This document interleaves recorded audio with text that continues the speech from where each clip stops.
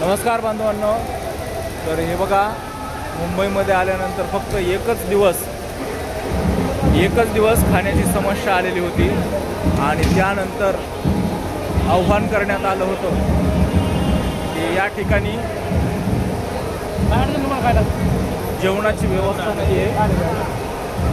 कारण ज्यावेळेस सराटे अंतरवाली या ठिकाणाहून निघलेला होता मराठा बांधव, त्या दिवशी जे काही साहित्य घरून आणलेलं होतं, भाजी भाकरी तेल चटणी, तर ते प्रवासामध्ये 2 दिवस संपलेलं होतं. मुंबईपर्यंत येऊस्तर संपलेलं होतं आणि मुंबईमध्ये म्हणजे 29 ऑगस्ट रोजी ज्यावेळेस पोहोचलेलं होतं त्या दिवशी जवळ काहीच राहिलेलं नव्हतं.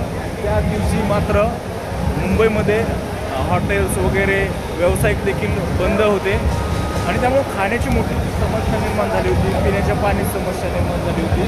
आणि त्यानंतर आव्हान करण्यात आलं होतं की बघू शकता आपण, खाण्यासाठी काही नाही आहे मराठा बांधवांना. तर त्यानंतर बघा, आव्हानानंतर फक्त एक आव्हान केल्यानंतर बघा इतक्या प्रमाणामध्ये या ठिकाणं सुविधा मिळत आहेत, प्रचंड प्रमाणामध्ये. बघू शकता आपण हे चित्र. सगळं या ठिकाणी पाणी असेल, भाजी भाकरी असेल, तेल चटणी असेल, लोणचं असेल, बिस्किट, फरसाण, त्यानंतर सेब, सफरचंद, अशा वेगवेगळ्या प्रकारच्या सगळ्या वस्तू खायला या ठिकाणं पुरवल्या जातात.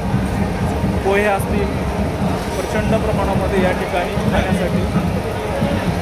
बघू शकता या ठिकाणी किती प्रचंड प्रमाणामध्ये भाकरी आलेल्या आहेत. आता या ठिकाणी कोणाचीच गैरसोय होणार नाही. हे येत आहे ग्रामीण भागातून, मुंबईमधून येत आहे. मुंबईमधले, नव्या मुंबईमधले मराठा बांधव देखील सोय करतायत आणि ग्रामीण भागामधून देखील अख्ख्या महाराष्ट्रातून आता हे जेवणाची व्यवस्था केली जाते.